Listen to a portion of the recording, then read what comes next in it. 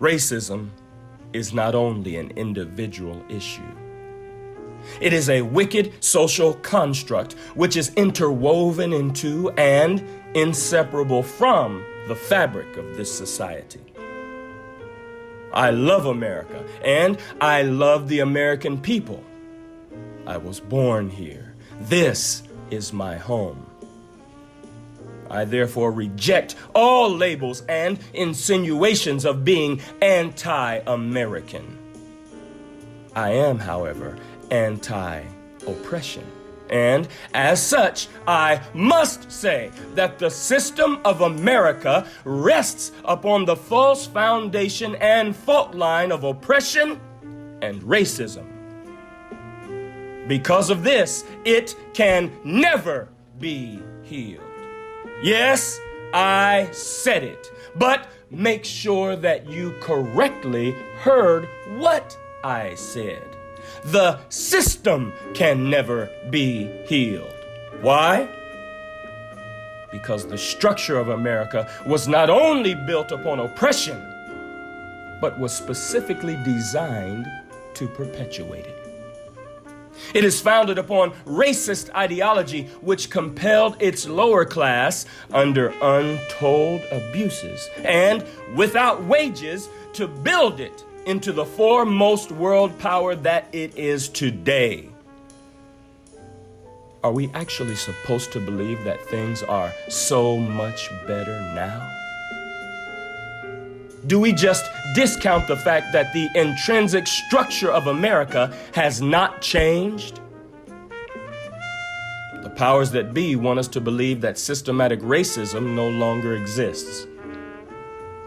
They would even prefer for us to believe that it was never in America at all, that slavery was just sort of a dark stain on this nation's history, which we have now fully faced and must move on from. Wait a minute. I would move on if the problem were resolved. Move on? Move on from what? Why must we move on from something that has not been completely addressed? How can we move on? We've never arrived at any destination to move from. Progress? Who defines progress? What defines progress? I am a black man. I thank God for every law that has changed, for every whip that has been retired, and for all of our liberties gained. But have we gained? Really gained them?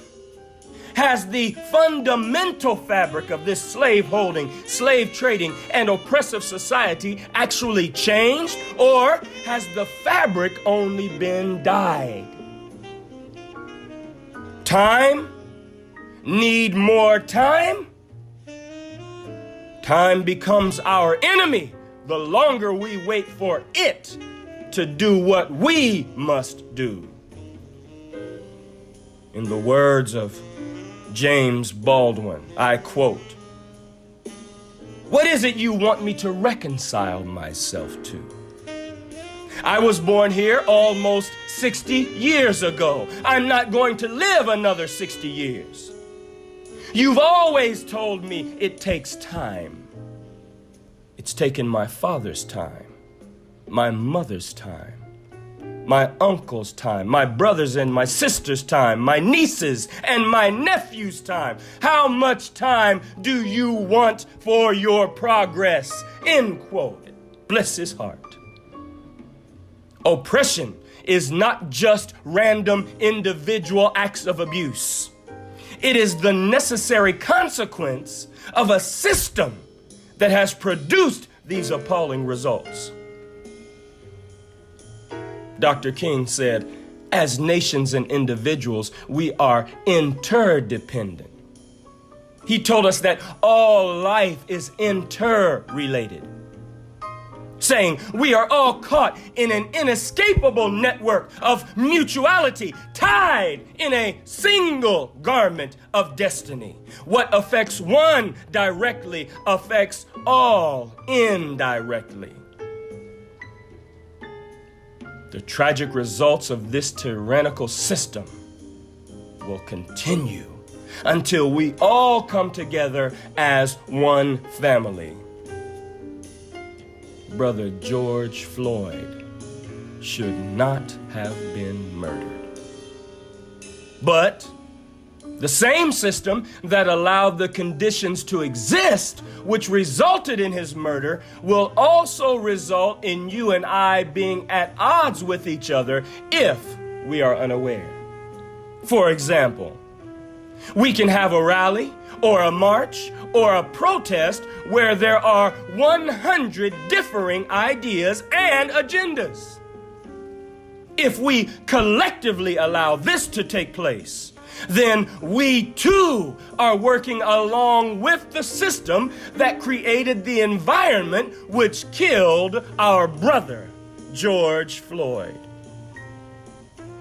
We must be willing to unite under leadership and allow our mutual energies to be directed in the righteous overturning of all wickedness.